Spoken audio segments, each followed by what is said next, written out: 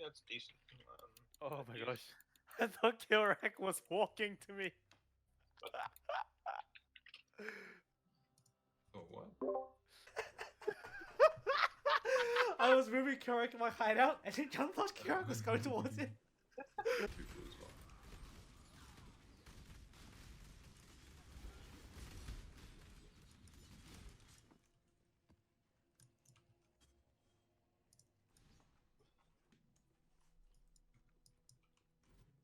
This is my punishment. Come receive yours.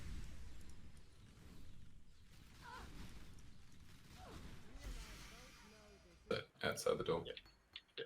Give me a party invite, please. Oh. Oh! Oh! Yes! Hey guys, just want to make a quick update video on how the league has been, and what I'm up to right now. Currently, I've hit level 91 on my champion called during league start. He is a Rain of Arrows bow champ. I have a guide on this character earlier from my earlier videos. There have been a couple of changes this league that I've done to the character. I'll go over them quickly in the video, and then also talk about what I'm doing at the moment. So in terms of the skill tree now that we do have cluster jewels, you get some crazy nodes like deep cuts that give you an additional impale, as well as giving you impale chance. You also get like attacks like smite, also nodes like smite the weak and feed the fury, and generic bow damage nodes. Now generally for physical base builds or bow builds, you want to run a Lionized Fall to give you access to the melee nodes to convert to bow nodes. In this case, we don't need to run that anymore since we have a cluster jewel as an alternative. By grabbing deep cuts, this gives us a really decent damage upgrade, as well as allowing us to drop forceful skewering down here and saving us what 4 points, 4 points. Other than these cluster jewel changes, the tree itself hasn't changed too much. You still grab a ton of generic life, and you also grab steadfast on an anointment if you can afford it, or you can get freedom of movement, a bunch of others. They're all recommended in the previous videos. You also grab King of the Hill and Master Fletcher, as well as lethality, just the generic bow nodes to give you more damage. Currently this build has already pushed into tier 16s. It has comfortably taken on most of the delirium content, if not all the delirium content. We are extremely tanky. We have 23,000 armor in hideout. If we pop our flasks, it goes up to almost 79%, and we also get endurance charges from our Duras's Defiance, as well as having permanent uptime on Fortify, as well as Fortify effect. In terms of delirium encounters, this build has I believe fared a lot better than other builds in terms of one shots or mechanics, because we do take a lot of we can take a lot of hits that other builds can't react in time to. Especially with Vow Molten Shell, we get a massive safety buffer in case of like if you believe you're going to somewhere dangerous, you can pop your Vow Molten Shell, and then you'll be safe for at least a short period of time. That way you either can fight your way through or get out. In terms of gearing this league, the gear is still pretty similar to the previous league. You want to grab a Arborix. I got very lucky and 6-link mine today.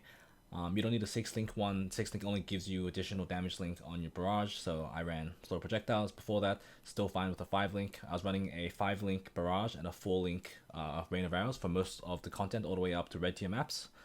You want to run Duras's Defiance again to give onslaught effect while having a Perseverance, which gives you onslaught while you have Fortify.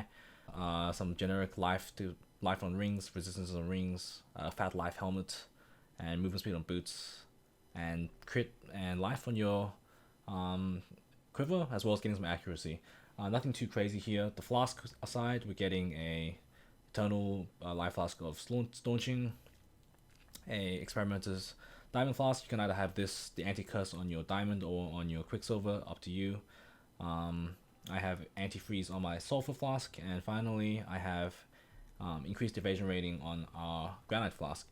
Obviously I think having the increased armor effect would be better, but since we are running iron reflexes, increased evasion rating also increases our armor. I'm not sure how much more the armor increase would be, but since we rolled the maximum amount for this one, it was with duration, I think I'll just keep it for now. It's quite a decent flask anyway. When we press it, our armor goes from 23,000 to 35,000. At that point, we're getting pretty close to physical reduction cap with our endurance charges and everything else and whatnot up. quickly go over the what we're currently doing now. Me and another guildmate, we're currently trying to farm a headhunter. Current progress is two cards out of 8 at the moment.